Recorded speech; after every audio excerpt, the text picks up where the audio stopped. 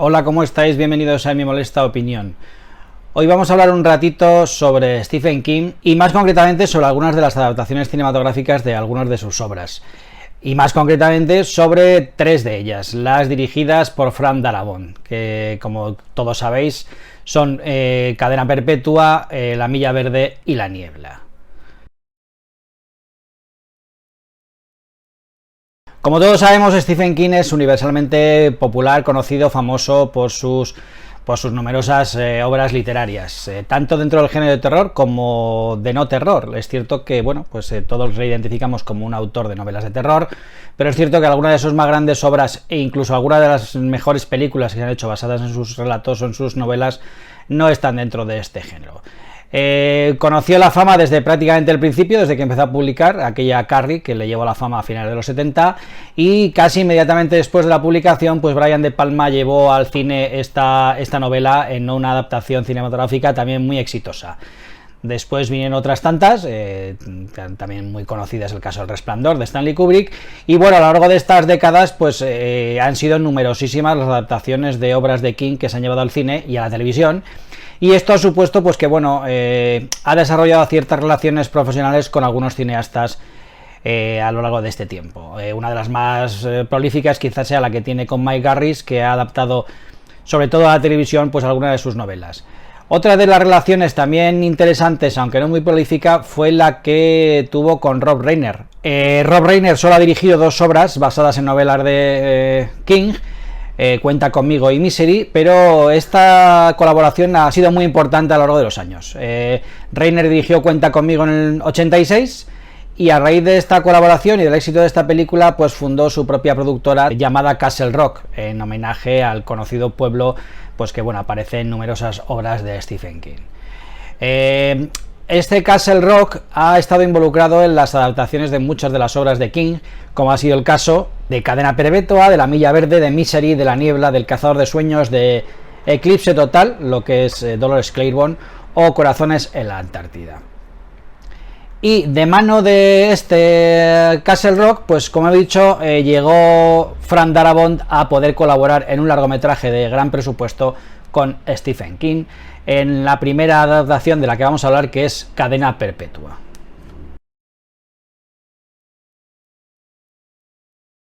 Cadena Perpetua, basada en un relato cuyo título original es Rita Hayworth y la redención de Shawshank, que aparece en la recopilación de relatos Las Cuatro Estaciones, pues es un relato de poco más de 100 páginas que nos cuenta pues las andaduras de Andy Dufresne, un banquero acusado del asesinato de su mujer y de su amante, que es condenado a cadena perpetua, como anuncia el título, en la prisión de Shawshank. El relato está contado en primera persona por Red, un irlandés pelirrojo que es el conseguidor de la cárcel, la persona que trapichea con todo tipo de artículos en prisión y que consigue, previo pago lógicamente, pues todo aquello que es posible conseguir en una prisión para los presos, y que es quien entabla una relación de amistad con Andy y nos narra pues los años que este pasa en prisión. Esta es la única de las tres obras de las que vamos a hablar que no tiene ningún elemento sobrenatural, más allá de la propia personalidad de Andy, que sí puede resultar un poquito pues fuera de lo común. Una de las cosas que más me sorprendió cuando leí este relato es al final descubrir que Andy se fugaba. Evidentemente, cuando hablamos de una persona que está en prisión en una obra de ficción, pues el tema de la fuga siempre está por ahí presente, pero es cierto que King desde el principio de la obra nos deja claro que Andy pasa mucho tiempo en la cárcel. Él se organiza su vida allí, no parece en ningún momento que manifieste ninguna intención de fugarse, y durante todas estas páginas pues la verdad es que el lector, o al menos yo, nos hacemos a la idea de que Andy va a vivir allí el resto de sus días o hasta que le den la condicional, y en ningún momento nos planteamos que esto vaya a desembocar en una fuga. Evidentemente esto tiene que ver con la mentalidad, con la forma de ser de Andy, que se nos detalla pues que tiene una forma de pensar, digamos, muy a largo plazo, casi geológica, como se habla en la obra explícitamente. Andy es un tío que planea a largo plazo, algo que para los seres humanos normales sería impensable, insoportable, el pensar que nos encierren y decir, bueno, voy a hacer un plan de fuga que me dé éxito dentro de 20 años. Él es capaz de manejar esto, él se organiza su vida, parece, como dice Red muchas veces, el único hombre libre de Shawshank, porque él pasea por la cárcel pues como si no estuviera encerrado. Al fin y al cabo él en su cabeza se organiza su mundo a su manera. Es el más claro ejemplo de esa filosofía de vida que dice que bueno, tú no puedes controlar lo que te sucede ni cómo actúan los demás, que lo único que puedes controlar es tus reacciones y tu actitud ante lo que te sucede. Y Andy es un claro ejemplo de esto, es un tío increíblemente tenaz, con una fuerza mental tremenda, y se organiza su vida de forma que parece que la vida de la cárcel, más allá de lo inevitable, pues no le afecta excesivamente. Pues bien, basada en este relato nos llegó la adaptación cinematográfica de Cadena Perpetua en 1994. Frank Darabont en aquella época no había dirigido ningún largometraje para cine y bueno, se encontraba escribiendo guiones como pues el de La Mosca 2 o Pesadilla en Elm Street 3. Estaba previsto que iniciase su debut como director de largometrajes con Muñeco Diabólico, pero bueno, no estaba muy entusiasmado con la idea y digamos que pasó del proyecto. Entonces escribió esta adaptación del relato de Stephen King pues un poco con la idea de escapar de esa dinámica en la que estaba metido de escribir guiones de terror para secuelas del género y poder, digamos, despegar su carrera en otra dirección. Stephen King tiene la política de vender los derechos de sus relatos cortos a directores principiantes por una cantidad simbólica de $1 con la idea de poder, digamos, colaborar a que estos cineastas pues despunten. Esto ya lo había hecho con Frank Darabont, que había rodado un corto sobre un relato suyo titulado La mujer de la habitación, que aparece en su recopilación El umbral de la noche. Y bueno, había quedado tan contento con el trabajo de Darabont que de ahí digamos que surgió una cierta amistad. Entonces bueno, Stephen King vendió los derechos de Cadena Perpetua, de Shawshank Redemption, a Frank Darabont para que escribiese el guión por $5.000. Se dice que estos $5.000 King nunca los cobró, que de hecho enmarcó el talón que le dio Darabont en un marco y se lo volvió a enviar al director guionista, supongo que porque estaba encantado de los resultados. Pues bien, Darabont escribió el guión en 8 semanas y bueno, Rob Reiner, que como hemos dicho antes ya había dirigido para aquel momento las adaptaciones de Cuenta conmigo y Misery, las dos grandes películas y bastante exitosas, pues le gustó muchísimo el guión de Darabont, la adaptación, y le ofreció $2,5 millones para poder dirigir él mismo la película, contando en un principio con Tom Cruise y Harrison Ford como protagonistas. Darabont parece ser que se lo pensó, lo cual no es extrañar teniendo en cuenta que en aquel momento no era conocido, pero pues como en el caso de Sylvester Stallone, pues comprendió que igual su forma de despuntar y de triunfar y tener una carrera realmente exitosa e interesante pues era dirigir él mismo la película, con lo cual rechazó la oferta de Rob Reiner y se dedicó, digamos, decidió dirigir la película él mismo. Sí que es cierto que Castle Rock, la productora de Reiner, estuvo detrás del proyecto, aunque el productor, pues no pudo dedicarse a dirigirla como en un principio hubiera deseado. La película, como sabemos, está protagonizada por Tim Robbins y Morgan Freeman. Y bueno, hubo mucho baile de posibles intérpretes, ¿no? Tanto Clint Eastwood como Harrison Ford, como Paul Newman, como Gene Hackman, como Robert Redford o Robert Duvall fueron considerados para el papel de Red, que en la novela original, pues como hemos comentado antes, es un irlandés blanco pelirrojo, pero Darabont siempre tuvo en mente a Morgan Freeman para el papel, pues sobre todo por su presencia y por la voz que tenía, que iba a ser muy importante teniendo en cuenta que la película iba a contar en gran parte con voz en off del propio Freeman, ¿no? En la película se bromea sobre este hecho cuando Andy le pregunta a Red por qué le llaman Red, y bueno, este dice tal vez porque soy irlandés, ¿no? Evidentemente en este caso el apodo no podía venir por su pelo pelirrojo, pero bueno, el tema del irlandés sí que podía seguir funcionando, ¿no? El papel de Dufresne se le ofreció originalmente a Tom Hanks, que no lo pudo aceptar porque bueno, le coincidía con el rodaje de Forrest Gump, pero que bueno, se resarció un poco y ya sabemos que luego Hanks posteriormente pues protagonizaría la siguiente adaptación de Darabont de una novela de King, que sería La milla verde. A Kevin Costner también le gustó mucho el guión, pero estaba liado con Waterworld y pues le venía mal. Y también el papel de Tommy Williams, ese joven que digamos da la llave de la prueba de que Andy Dufresne realmente es inocente, también se le ofreció a Brad Pitt, se había pensado en él desde el principio, pero prefirió Pitt interpretar el papel de Luis en La entrevista con el vampiro. También James Cromwell fue considerado para el papel de Norton, el alcaide malvado, pero bueno, finalmente no se le dio el papel, y es cierto que años después también, como haría Hanks, pues también trabajaría con Darabont en La Milla Verde como alcaide, también interpretando al alcaide de aquella película. El título original del relato, Rita Hayworth y la redención de Shawshank, no se utilizó en la película finalmente, pues porque durante un momento inicial del proyecto, pues en Hollywood se pensaba que este título correspondía a una biografía de la actriz que se estaba realizando, cuando evidentemente no es así, por lo cual se acortó y se dejó simplemente el original de la redención de Shawshank, que aquí quedó como cadena perpetua. Darabont confesó que visionó innumerables veces uno de los nuestros, la película Scorsese, para, digamos, inspirarse a la hora de realizar esta película, de darle el tono que quería. Sobre todo en lo referente a mostrar el paso del tiempo y a utilizar la voz en off. La película, contrariamente a lo que suele ser habitual, se grabó de forma, digamos, cronológica. Normalmente las películas nunca se ruedan en el orden de los planos que luego aparecen en el montaje final, pero en este caso sí se hizo así, pues para conseguir que los actores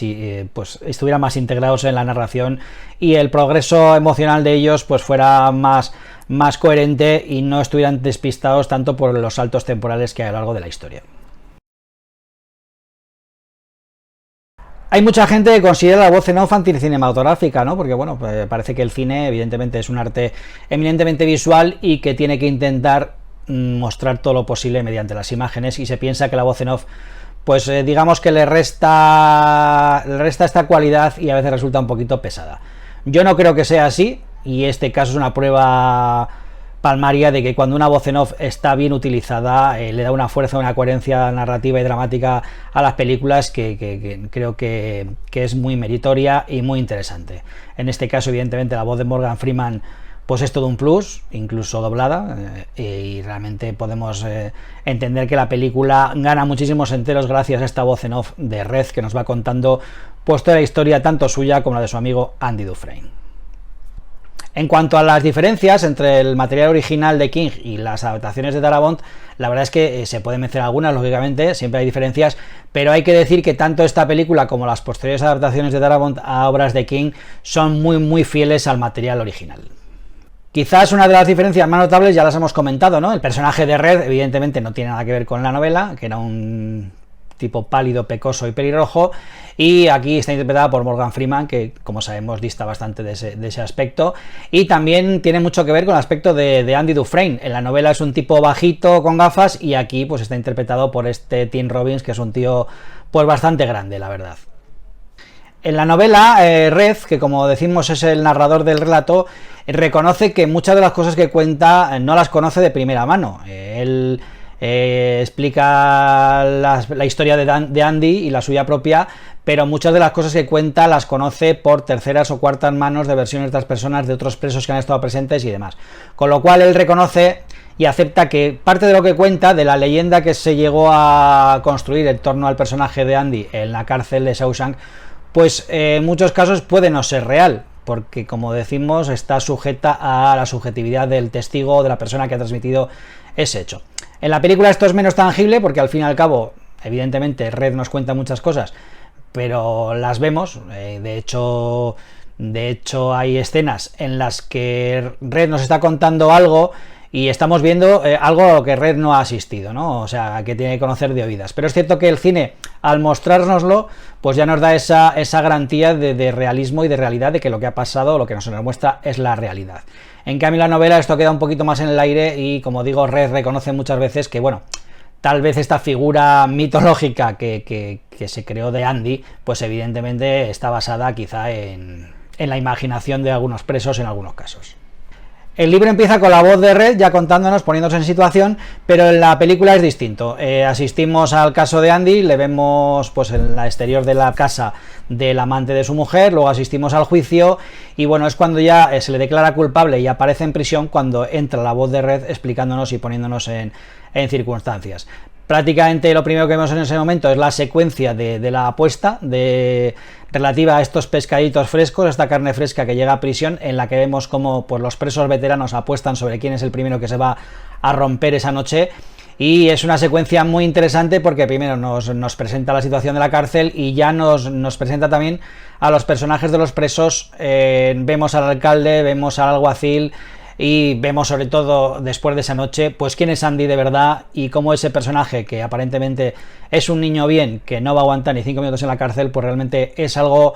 mucho más de lo que en un principio puede parecer. Una secuencia muy interesante de cara a plantearnos ya la situación y a los personajes principales de la película. También vemos en la película, nada más empezar, algo que no se nos muestra en la novela, en el relato, que son las sucesivas vistas para la posible concesión de libertad condicional de Red,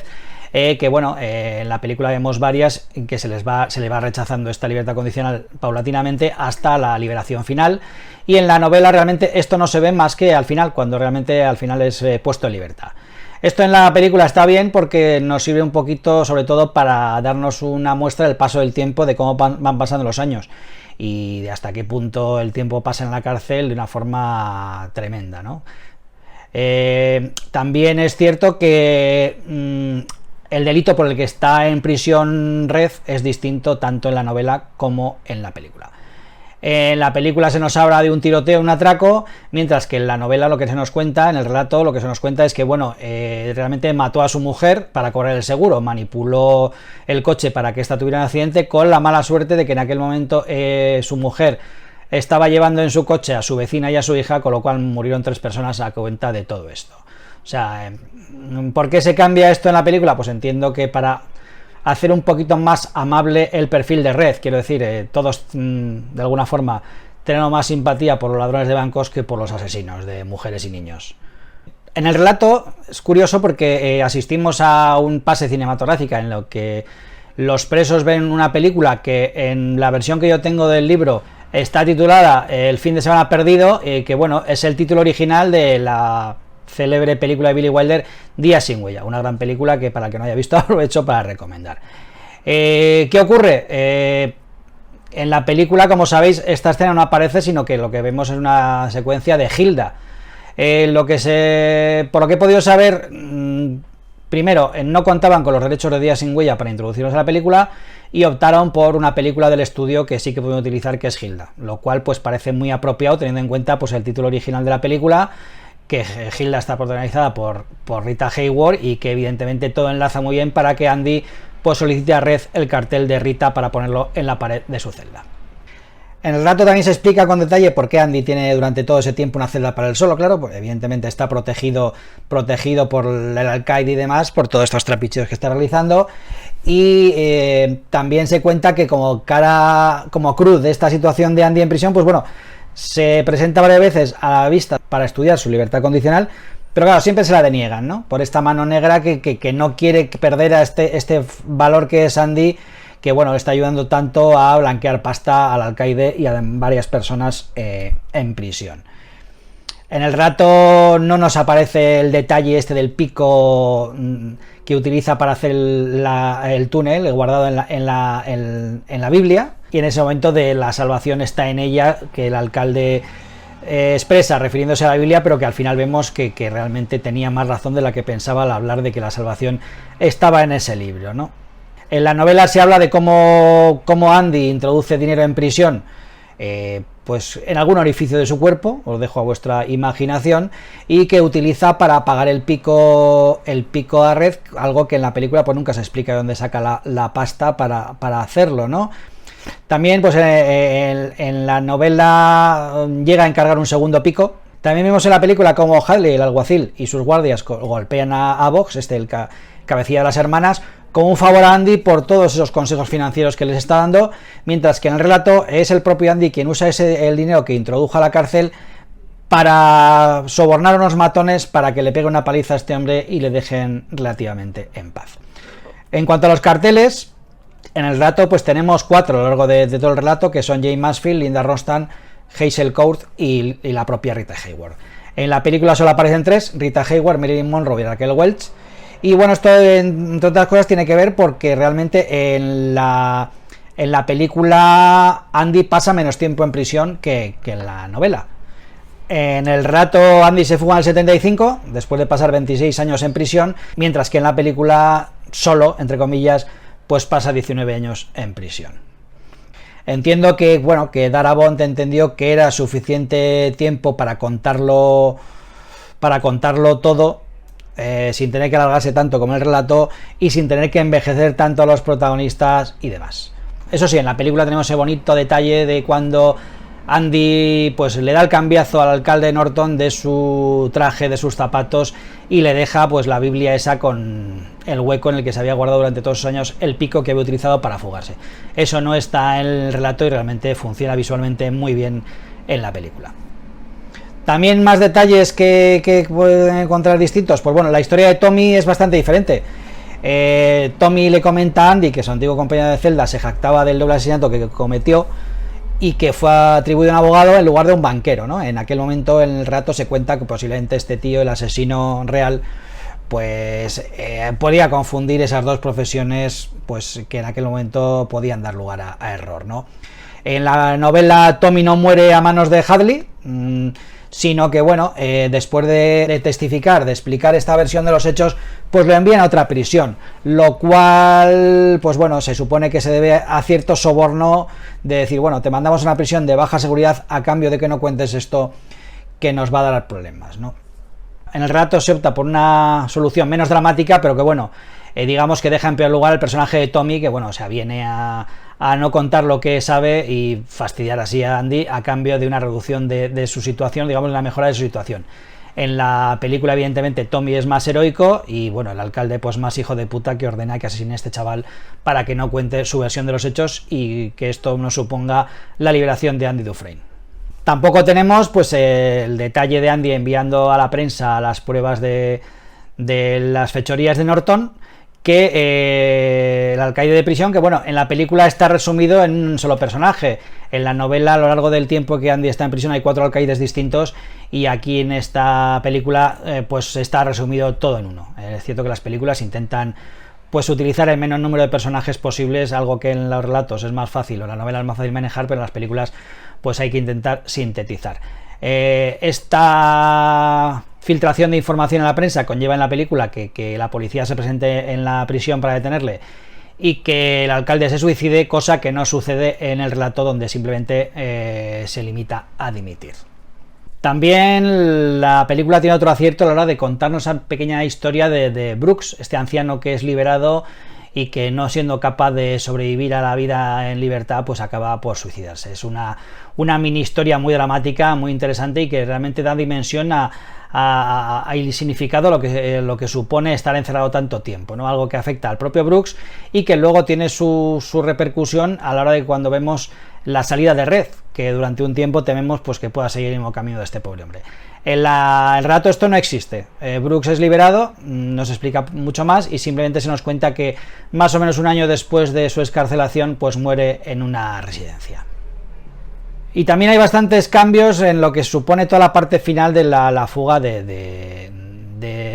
Andy y las posteriores situaciones que hay. Andy le cuenta a Red en prisión algo que no aparece en la película. En el relato le cuenta que durante el tiempo que ha estado encarcelado, ya desde que fue detenido prácticamente, y durante gran parte de los años que ha estado encarcelado, tuvo la ayuda de un amigo en la calle, que le ayudó a invertir el dinero que tenía él con su mujer pues de forma inteligente para conseguir tener una pequeña fortuna, y que le ayudó también sobre todo a conseguir esa otra identidad que es en la película Randall Stevens y en el relato Paul Stevens. No sé muy bien a qué viene este cambio, pero bueno, la realidad es que son nombres distintos. Este hombre murió hace unos años, y lo que le cuenta Andy a Red es que en ese muro famoso del campo que vemos en la película, pues le había dejado bajo una piedra extraña una caja con una llave que daba acceso a una llave de seguridad de un banco en el que se encontraban todos los papeles que identificaban a este Stevens, aparte del acceso a esa cuenta corriente que le suponía pues el dinero que le había podido gestionar durante todos estos años y que ascendía a una cantidad bastante importante. En la película esto no es así. Andy lo que cuenta es que él ha gestionado todo desde la cárcel, ha conseguido permiso de conducir, carnet de identidad y demás de este Randall Stevens pues por correo durante todos estos años que ha pasado en prisión, y el dinero que obtiene se supone que digamos que se lo sisa al alcaide, ¿no? De todos esos trapicheos que ha hecho, de todo este tema de utilizar a presos como esclavos y otras cosas. Por ejemplo, en el relato sí se habla de tráfico de drogas, cosa que no aparece en la película, imagino que para no enturbiar más la imagen de Andy. Pues como digo, todas esas identidades y todo ese trapicheo de pasta lo ha hecho en la película el propio Andy, mientras que en el relato se nos cuenta que ha contado durante unos años con la ayuda de un amigo. Pues bien, Andy le cuenta a Red que dónde está esa llave, y que bueno, pues cuando salga a ir allí para encontrarla. A diferencia de esto, en la película lo que le dice explícitamente Andy a Red es que cuando Red salga, vaya a ese muro a buscar algo que habrá para él. En el relato este mensaje no existe. Lo que ocurre es que Red, cuando finalmente consigue la libertad condicional y tras evidentemente estar al tanto de lo que le ha contado su amigo de Zihuatanejo y de sus planes, pues busca ese muro, lo que le lleva bastantes días, porque estamos hablando de una región en la que hay muchos muros, muchos campos, y finalmente lo encuentra, y ahí sí que haya un mensaje para él, para poder encontrarse en Zihuatanejo por fin. En el relato no vemos este reencuentro. Nos deja la historia en el momento en que Red se está planeando ya cruzar la frontera para ir a México y buscar a su amigo, y esta era la intención que tenía también Darabont. No quería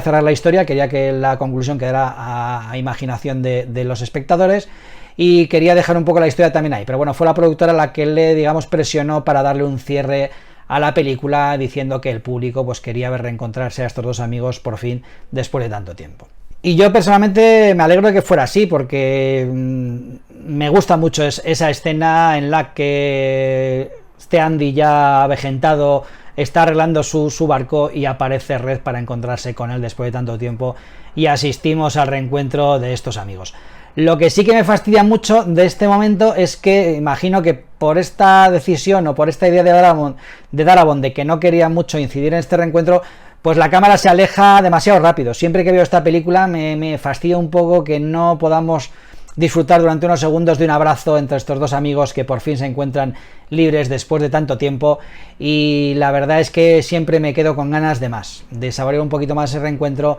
que Darabont pues nos escamotea, pasando rápidamente a un plano muy general y terminando la película. Y esta es Cadena Perpetua, una película que supuso un debut en el largometraje en cine para Frank Darabont, y que es un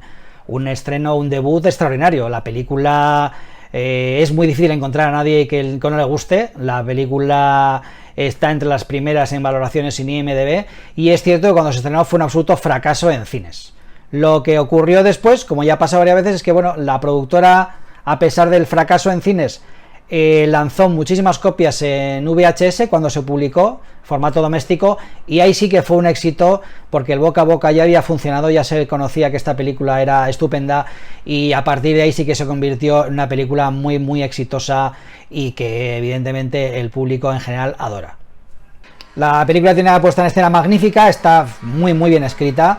y la verdad que da un empaque brillante a un relato corto que, bueno, como tantos en la obra de King, pues podría haber pasado desapercibido si no fuera por esta adaptación. Yo creo que la película está mejor estructurada narrativamente que el relato, que salta un poquito de un momento a otro y una trama a otra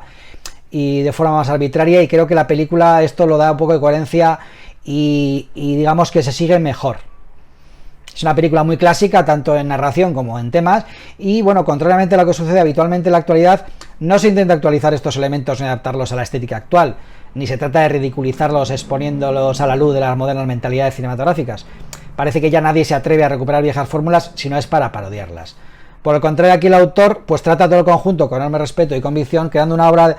pues muy clásica, en la que prima por encima de los efectismos habituales en la actualidad pues la construcción de los personajes, de sus relaciones y de la trama. Darabont parece tener esta regla muy asumida, y con unas excelentes interpretaciones pues consigue dar vida a unos personajes muy muy bien definidos y dibujados, cuyas interrelaciones pues resultan verdaderamente interesantes y emocionantes. A mí me encanta ese tratamiento épico que se da a la figura de Andy, sin caer en el ridículo en ningún momento, y me gusta muchísimo ese detalle de los presos pues contando una y otra vez la historia de Andy, quien tras su fuga pues se ha convertido para ellos pues en una auténtica leyenda, ¿no?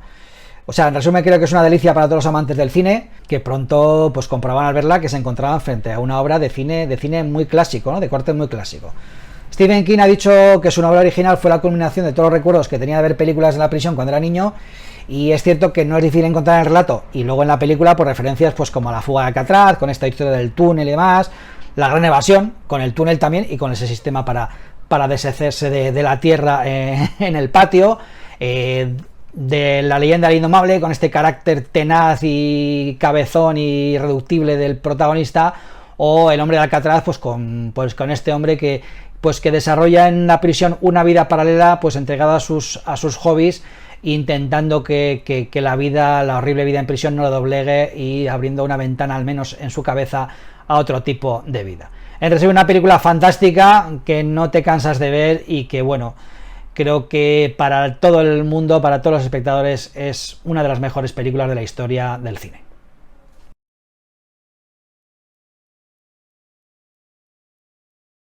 En 1996 Stephen King pues decidió experimentar con las novelas por entregas, un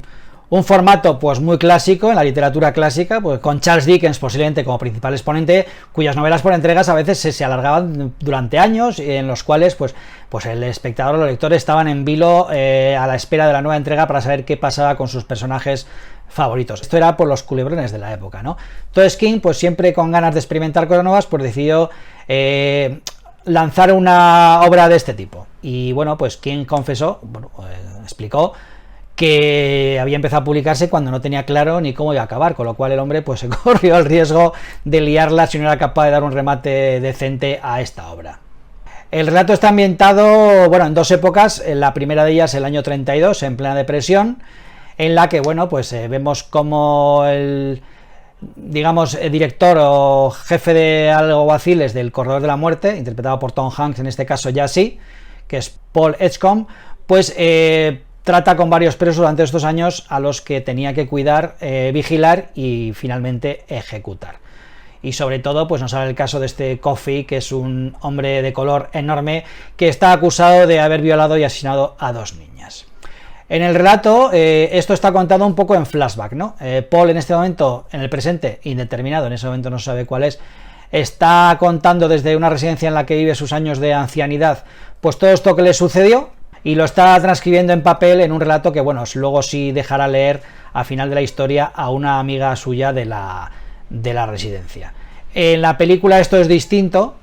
Otra vez tenemos, como en el caso de Cadena Perpetua, pues un falso culpable encerrado en la prisión, y también tenemos, pues si queréis verlo así, la excesiva carambola de que conocemos de forma accidental al auténtico villano, al auténtico culpable de estos crímenes por los que el inocente está encarcelado.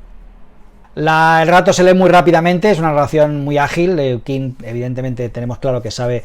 cómo enganchar al lector, no hay duda, y la trama transcurre a toda velocidad sin a veces desarrollar demasiado los personajes, ¿no? Al principio de cada entrega hace una pequeña recapitulación de los hechos anteriores. No sé si esto estará también así en las posteriores ediciones del relato o de la novela, ya recopilatorias, evidentemente, ya editadas en un solo tomo. Pero bueno, en aquel caso, en aquellas entregas que yo leí en aquel verano en que se publicó, pues así era, una especie de al inicio de en anteriores episodios, ¿no? Y bueno, en el 99 pues nos llegó una vez más la adaptación, otra vez a cargo de Frank Darabont, al cargo del guión y de la dirección, de este Paseo de la Muerte, el Corredor de la Muerte, Green Mile en versión original, titulado La Milla Verde.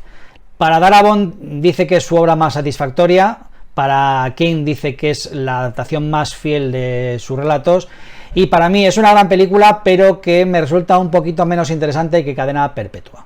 Que aunque es una magnífica película, creo que Darabont no aporta demasiado un plus como director. Evidentemente volvemos a tener un gran casting, una gran puesta en escena, una gran calidad de producción, pero la película me resulta un poquito convencional. Evidentemente tiene la fuerza de esa trama y de esos personajes que te mantienen en vilo durante toda la película, pero no me resulta tan interesante como Cadena Perpetua. Pero bueno, estamos hablando de que está un poquito unos pasos por debajo de la Cadena Perpetua, que es una película extraordinaria. No quiero desmerecer para nada esta Milla Verde, que también me gusta muchísimo. La película es más lineal narrativamente que la novela, que salta un poquito más atrás y adelante en el tiempo. Y como he dicho antes, por aquí el protagonista no escribe su relato, sino que directamente le cuenta la historia a su amiga desde el principio. Hay algunos elementos distintos, lógicamente, pues por ejemplo la escena de la curación de Tom Hanks es distinta, porque bueno, en el relato el funcionario entra en la celda por petición de Coffey para curarle, pero entiendo que quizá al director resultase algo inverosímil que un funcionario pues entrase solo en la celda de un tío que ha sido condenado por asesinato y que pesa 200 kilos, ¿no? Entonces bueno, en la película esto es distinto y Coffey cura a Paul a través de las rejas de la cárcel, ¿no?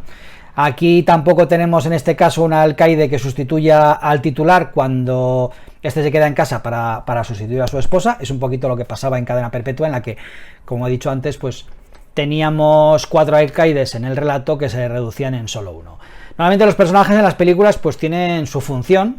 a la hora de presentar la historia o de avanzar la trama, ¿no? Y las películas intentan resumir, juntar 2 o 3 personajes en uno solo, si esto puede conseguir simplificar el casting y hacer que la película avance con más fluidez. Y esto es lo que se hace aquí. Realmente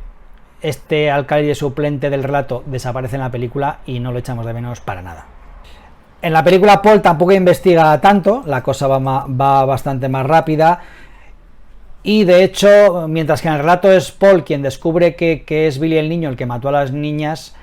pues en la película es distinto y se lo cuenta Coffey, porque lo ha visto en una especie de visión que ha tenido cuando Billy le ha tocado el brazo, ¿no? Hay menos escenas de investigación, lo que sí que vemos en la escena en la que Paul va a visitar pues este Hammermiss, el personaje de Gary Sinise, que en el libro es un periodista, creo recordar, y en la película, pues no sé por qué, es un abogado. La verdad es que, bueno, no entiendo muy el cambio, ni le veo relevancia, pero bueno, es así. No tenemos en la película el personaje de este abusón,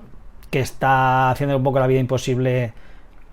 a Paul en la residencia. Este personaje desaparece.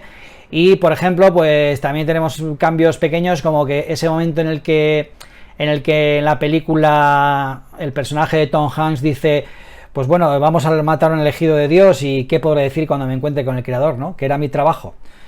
Pues en la película esas,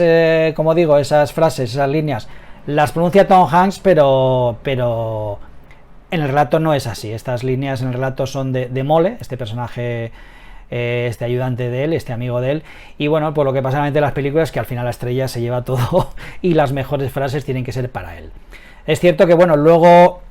después de estas preguntas que se hace el personaje de Paul, pues Coffey le ayuda mucho, porque bueno, el funcionario está pues torturado por el hecho de tener que matar a este hombre que realmente para él es poco más o menos que es un ángel, aunque nunca se explica lo que es realmente ni de dónde vienen sus poderes. Pero John le dice, pues bueno, yo la verdad es que me quiero ir, ¿no? Pues estoy cansado de sufrimiento, de todos estos años sintiendo cómo la gente se hace daño los unos a los otros y sin poder ayudarles, así que realmente quiero irme de una vez y dejar de sufrir. Y es cierto, bueno, pues que Coffey, aparte de curar a John, pues de su infección urinaria, pues también le cura un poquito de este sufrimiento para que no se torture, no se sienta responsable, aunque bueno, sí que le transmite un poco su poder y parte de su maldición al hacerle, digamos, no se supone que inmortal, pero sí más longevo de lo normal. De hecho, en la película, en el relato, se nos cuenta que tiene 104 años,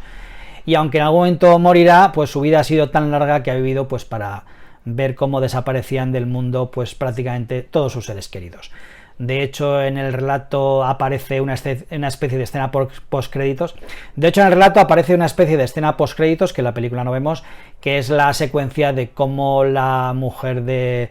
Paul pues murió en un accidente de autobús. Y curioso también es que en la película, que ahí es algo que no aparece en el relato, pues Coffey, como última voluntad, pide asistir a una sesión de cine, ya que nunca ha podido ir al cine, ¿no? Y la película que le ponen es Sombrero de Copa, en la que vemos a Fred Astaire y Ginger Rogers bailando y cantando ese número de Chick to Chick, y que bueno, que como es una película que es del año 35, de hecho se cambió el momento en el que sucede la película para poder encajar este título de Fred Astaire y Ginger Rogers. En el relato todo esto transcurría en el 32 y en la película se traslada al 35 para no incidir en un anacronismo a la hora de mostrar esta película a Coffey. Es curioso este momento, imagino que es un homenaje al cine de parte de Darabont y que nos recuerda también pues a esa sesión de Hilda que veían los presos en Cadena Perpetua.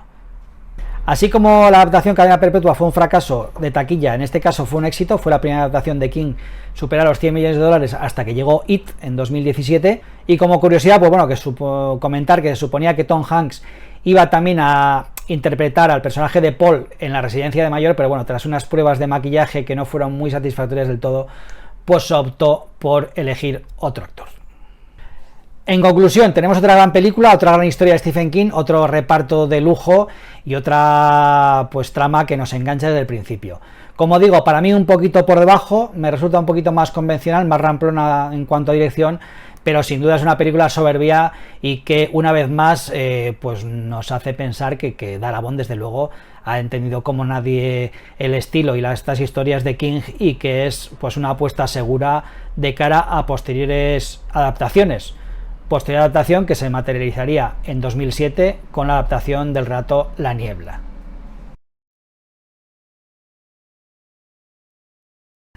La niebla es el único relato de estos tres de lo que estamos hablando que es realmente de terror, pese a que King es un autor pues universalmente ubicado en el género de terror, tiene muchas obras que no son de terror, pero es curioso que de estas tres que estamos hablando, ninguna de ellas lo son. De hecho, Cadena Perpetua ni siquiera tiene un elemento sobrenatural que sí existe en La milla verde, ¿no? Pero bueno, la niebla es un relato de terror que King escribió cuando tenía 18 años, que nos habla de cómo en un pequeño población de Maine, pues una extraña niebla, pues digamos que asola el pueblo al ser sus ciudadanos víctimas de las criaturas que moran en su interior. Es un relato de horror puro y duro, una historia sencilla pero muy bien desarrollada y que para mí tiene dos elementos que me gustan mucho. Primero, que estamos hablando de monstruos físicos tangibles que te comen, que te devoran, contra los que se puede pelear, y que realmente me gusta mucho porque no me gusta demasiado estas historias en las que las peleas con las criaturas de cualquier otro tipo pues se desarrolla en un plano, digamos, espiritual, metafísico, o no sé cómo llamarlo. Estoy hablando de finales pues un poco como el de It o La Cúpula o los Tommyknockers. Me gusta cuando el enemigo es tangible, es un bicho de verdad, venga de donde venga, y la pelea puede ser desarrollada en el plano físico. Y luego me gusta mucho también que es una obra que respeta las tres unidades estas de la tragedia clásica, ¿no? Estas unidades aristotélicas de unidad de espacio, de tiempo y de acción. Todo transcurre en unas horas, todo transcurre prácticamente en el mismo sitio y todo lo que nos cuenta la historia pues está centrado en la trama principal, que es la de intentar sobrevivir a estas criaturas terroríficas que se han hecho dueñas del pueblo. Pues bien, con estas premisas sencillas pero muy bien desarrolladas, pues tenemos esta historia realmente terrorífica que, según Stephen King, pues es la adaptación de sus obras que más miedo le ha dado, lo cual para Darabont pues fue pues un halago tremendo, ¿no? Nos encontramos en un momento en el que, bueno, el fin del mundo parece que llama a la puerta, un momento en el que nos damos cuenta que es mala situación para tener hijos a tu cargo. Cuando estamos viendo estas películas de zombies, apocalipsis y demás, uno piensa, dentro de lo jodido que es todo, ojalá uno tuviera que cuidarse solo de sí mismo, no tener que estar pendiente de niños pequeños y demás. Este no es el caso, y una de esas historias, como hemos visto también muchas veces, en la que independientemente de la amenaza, sean zombies, sea un virus, sean monstruos, al final lo más peligroso casi es el ser humano, que se convierte, cuando la civilización flaquea, pues en auténtica escoria de la que hay que cuidarse muy mucho. Todo esto lo traslada perfectamente la película, ¿no? Que también es una relación de terror, una película de terror pura que funciona extraordinariamente bien. Un productor ofreció a Darabont 30 millones de dólares para adaptar este relato, con la condición de que cambiase el final y que fuera un final, digamos, feliz. Pero Darabont, que llevaba años dando vueltas a este proyecto y que ya tenía claro cómo quería terminarla, pues rechazó esta oferta y, hablando con los Weinstein, decidió o aceptó o consiguió realizarla a través de Dimension Films, con la condición de mantener su visión sobre el final de la película, incluso renunciando a parte de su salario. De hecho, él quería realizarla en blanco y negro, cosa que no pudo ser al final, pero bueno, es cierto que hay una versión de la película en Blu-ray, una edición en Blu-ray, en la que sí aparece esta versión a blanco y negro. Thomas Jane, que fue considerado para el papel de Rick Grimes en The Walking Dead, pues es aquí el protagonista, y también tenemos a Laurie Holden, a Jeffrey DeMunn, Melissa McBride y Juan Gabriel Pareja, que son gente que ha trabajado ya en otros proyectos de Darabont también, en algunas de las películas de las que hemos hablado, y también en la serie The Walking Dead, porque pues Darabont es un tío pues bastante fiel a su equipo y le gusta trabajar con la misma gente con la que suele trabajar. Y de hecho también tenemos aquí a William Sadler, que también trabajó en las dos anteriores películas que hemos comentado. El personaje de Thomas Jane, el protagonista, pues es un dibujante en ambos casos, y de hecho en el principio de la película pues vemos cómo está en su estudio trabajando en lo que parece un cartel para un homenaje a King, en un cartel pues que podría servir perfectamente para ilustrar pues una novela o una película basada en La Torre Oscura, esa obra de King. Estos carteles que aparecen están dibujados por el célebre dibujante de carteles Drew Struzan, y tenemos ahí pues que es famoso por haber hecho pues míticos carteles para la saga de Indiana Jones, o para La Cosa, o para Star Wars, y que bueno, de algunas de cuyas obras vemos aquí en el estudio del protagonista. En el guion original de Darabont empezaba la historia con una escena que no está en el relato, que es en el laboratorio militar, donde se desencadena toda esta historia, ¿no? En el que bueno, se supone que estos científicos militares pues abren una especie de puerta a otra dimensión que desencadena todo este horror. Al final esto se desechó, y bueno, la verdad es que se ahorraron una escena que hubiera sido bastante cara y que realmente hubiera ralentizado un poquito el ritmo de la película, y que hubiera evitado que nos metiera, como sí hace en la trama, el minuto 1 prácticamente. Esta es la película más corta de las que ha hecho Darabont, la película más corta de estas tres desde luego, y una película que tuvo que realizar pues casi contrarreloj. De hecho tuvo como 8 semanas solo para prepararla, cuando él confesó que normalmente no había hecho ninguna película en la que hubiera dedicado menos de 5 meses para la preparación. Para agilizar el rodaje y para darle otro tono distinto, esta película tiene un acabado,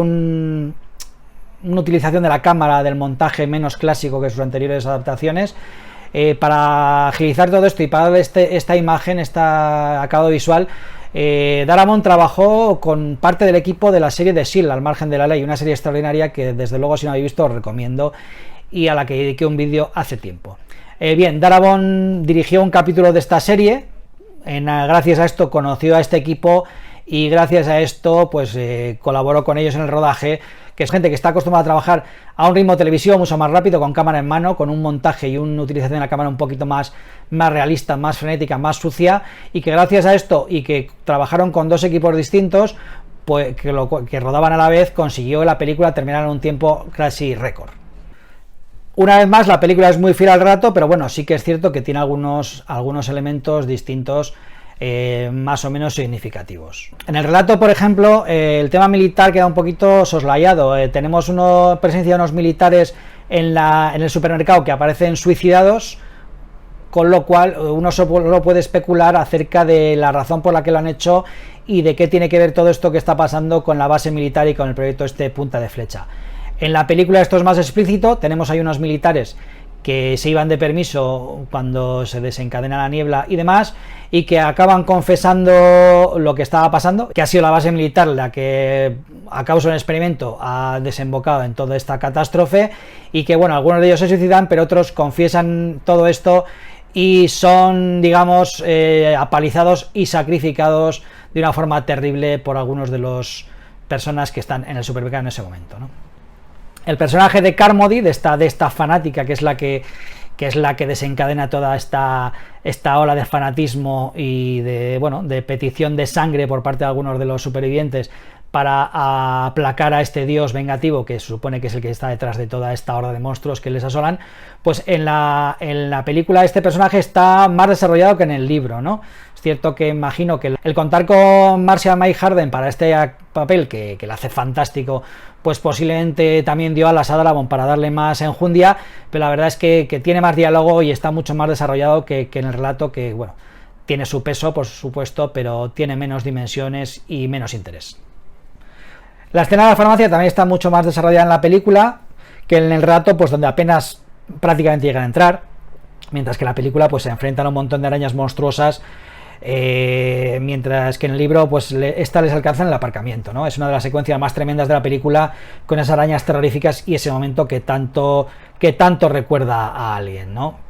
En la peli también pues hay una reflexión, como comentaba antes, a que fácilmente este barniz de civilización desaparece cuando las cosas se ponen chungas, y que está muy bien. Mientras tenemos internet y luz eléctrica y agua caliente y policía, pues todos somos civilizados, pero cuando esto desaparece, los humanos se vuelven bestias enseguida y pues obedecen a todo tipo de impulsos irracionales, representados aquí por esta fanática Carmody, ¿no? Que nos facilita ese momento orgásmico que es cuando le pegan un tiro, que realmente es lo que estamos deseando todos en la película y que se desencadena de esa forma tan brutal y que tanto aplaudimos todos. En el relato también hay una escena de sexo entre el protagonista y el personaje de Amanda, que en la película sería Lauren Holly, pero que realmente en la película no aparece, y que me parece un acierto porque creo que solo hubiera servido para distraer y llenar minutos en una escena que primero hubiera distraído la trama, nos hubiera fastidiado un poquito esta unidad de acción de la que hablaba al principio, y creo que hubiera descolocado un poquito a la gente diciendo, bueno, este tío tiene a su mujer en casa y está aquí follando con otra en el supermercado. En el relato puede tener cierta explicación, pero en la película creo que está bien eliminado, sinceramente. Y donde hay bastantes cambios en la parte del final, ¿no? Tanto en el relato como en la película pues sucede lo mismo, los personajes acceden a la furgoneta y se van de la zona del supermercado a través de la niebla pues a ver hasta dónde pueden llegar. Mientras que en el relato no puede entrar en su casa el protagonista para comprobar si su mujer sigue viva o no, porque la entrada está digamos inaccesible, y entiende que lo primero es cuidar de su hijo y que no parece muy aconsejable salir a comprobar si su mujer se lleva, teniendo en cuenta que lo último que recuerda de ella es haberla dejado allí en el jardín con la niebla acercándose a su espalda, lo cual indica que lo más posible es que esté muerta. Mientras esto pasa en el relato, en la película sí que desde la furgoneta puede ver a su mujer en la fachada de la casa pues envuelta en una telaraña tremenda y evidentemente muerta. En ambos casos continúan el viaje hasta ver dónde les lleva la gasolina, mientras que en el relato tras conducir y cruzarse con esa especie de bestia ciclópea más grande que un dinosaurio que también aparece en la película, acceden a una especie de estación de servicio. Ahí es donde el protagonista en un papel apunta todo esto que ha sido su relato y lo deja ahí por si alguien lo encuentra. De hecho, mientras está escribiendo ese relato que va a dejar ahí para que alguien lo encuentre, pues él dice, esto no termina con ellos escapando hacia el sol, ni con todo había sido un sueño, o al despertar descubrieron que la Guardia Nacional había llegado por fin. ¿Os suena esto, no? De la Guardia Nacional, pues bueno. Y emprenden viaje otra vez, tras llenar el coche, el vehículo de gasolina, pues en pos de la esperanza que les supone haber encontrado o haber escuchado en una radio que encuentran allí en la estación de servicio unas palabras que aluden a Connecticut, y en dirección de esa población pues parten con la esperanza de encontrar en ese sitio a alguien vivo. Así es como termina el relato. Como sabéis, la película no termina así, y este es uno de los finales más controvertido y que más debate ha levantado en los últimos años respecto a las películas, y que, como recordaréis, pues consiste en que una vez que se cruzan con esta criatura monstruosa, enorme y gigante, pues el vehículo se queda sin gasolina y el protagonista, quizá recordando la promesa que le ha hecho a su hijo unas horas atrás de que no iba a dejar que los monstruos le atrapasen, se encuentra con el dilema de que en ese vehículo hay 5 personas, incluida su hijo, y tiene una pistola con 4 balas y no le queda más remedio que matarlos a los 4 para evitar un final posiblemente más horrible que un disparo en la cabeza. En ese momento el protagonista sale del coche y evidentemente pues espera que en cualquier momento una criatura acabe con él. ¿Qué ocurre? Que esto no es así, sino que de repente la niebla se disipa y evidentemente el ejército aparece con lanzallamas, tanques y demás, en una muestra de que la situación está controlada. Y debo decir que odio ese final. Lo odio, lo detesto, me parece un error, aunque King dijera que le parecía fantástico ese final, mejor que su relato, y Darabont era el relato que tenía pensado hace años, me parece un error y no me gusta nada. Cuando lo he debatido con alguien esta historia, todo el mundo me suele decir, no, hombre, pero es que lo que le pega es un final dramático y malo y que no acabe bien. Evidentemente, estoy de acuerdo, si no quiero que la película acabe bien. Lo que me parece es que el final es excesivamente cruel y me parece terrible que a unos protagonistas que han pasado por lo que han pasado durante toda esa película acabe así. ¿El final que me hubiese gustado? Pues evidentemente el protagonista tiene que matar a sus 4 compañeros para evitarles un sufrimiento aún mayor, sale del coche y no sé si explícitamente o no entendemos que una criatura acaba con él. Fin. Lo que no puede ser es que 2 minutos después de matar a su hijo, por el que ha estado luchando durante toda la película, aparezca el ejército y diga, si hubiera esperado 2 minutos más os hubierais salvado todos. Me parece, como digo, de una crueldad infinita y me parece un final absolutamente equivocado, insisto. Es mi opinión, evidentemente no todo el mundo la comparte, porque mucha gente piensa que es un final fantástico, pero me parece que es un final que es una putada que al espectador le deja joder con un mal cuerpo de la hostia, y no porque los protagonistas mueran, sino por cómo se tiene que sentir este hombre después de todo lo que ha pasado, al haber matado a sus amigos y a su hijo, para descubrir que se podrían haber salvado si hubiera esperado 5 minutos. Me parece una putada, me parece un final que te deja jodidísimo y que creo que es muy equivocado, sinceramente. Y por otro lado, aparte de esta putada que supone, me parece bastante increíble que con la que habían montado un rato antes, pues el ejército ya ha podido llegar ahora y, digamos, limpiar toda la zona y que esto acabe bien, cuando lo que se nos había parece contado es que o bien toda esa zona del supermercado donde estaban, o de ese pueblo, había saltado a otra dimensión, o que otra dimensión se había introducido en la nuestra, con lo cual me parece complicado que esto tenga resolución. Pero bueno, como digo, me parece que al final que es una putada por un lado, y por otro que me parece bastante increíble que se solucionen las cosas como parece que se nos apuntan. Pero el final podría haber sido aún peor, porque como recordaréis, en ese momento en el que el protagonista se hinca de rodillas al ver la situación en la que está, pues vemos que un camión del ejército pasa y dentro va el personaje de Melissa McBride, que es esta mujer que al principio de la película abandona el supermercado porque tiene que ir a recuperar a sus hijos, y vemos que finalmente se ha salvado tanto ella como los niños. Pues bien, Darabont pensó después que estaría bien que en ese camión fueran también todas las personas del supermercado, con lo cual lo que nos daría a entender es que, bueno, el protagonista había sido un gilipollas y que lo que tenía que haber hecho es haberse quedado allí. O sea, no solo había matado a su hijo, sino que si se hubiera quedado allí todo se hubiera salvado. La verdad es que ese final me hubiera parecido todavía peor. Darabont no lo pudo rodar porque cuando se le ocurrió, pues parte de los actores ya no estaban disponibles, con lo cual tuvo que desecharlo, y la cosa se queda como se queda, que bastante mal me parece, sinceramente. La verdad es que, como digo, me parece una putada de final. La película me parece estupenda hasta ese momento, que si se hubiera cortado un fundido en negro 5 minutos antes, creo que hubiera terminado muchísimo mejor. Y aquí os dejo ya para como colofón una teoría que a mí me ha puesto un poco los pelos de punta, que nunca se me había ocurrido y que sí que he leído por internet, y que lo que dice es que realmente la señora Carmody, esta fanática que exigía un sacrificio de sangre para aplacar a los dioses y salir de la situación, pues que realmente esta tía tenía razón, porque si vemos la película, realmente en el momento en que el protagonista se carga a sus amigos y sobre todo a su hijo, que es el sacrificio que pedía Carmody, pues todo se soluciona. Con lo cual te queda la posibilidad de entender que realmente lo que había que hacer era matar al niño. Inquietante, ¿no, amigos? Pues ahí os lo dejo para que reflexionéis sobre ello, a ver cómo lo veis.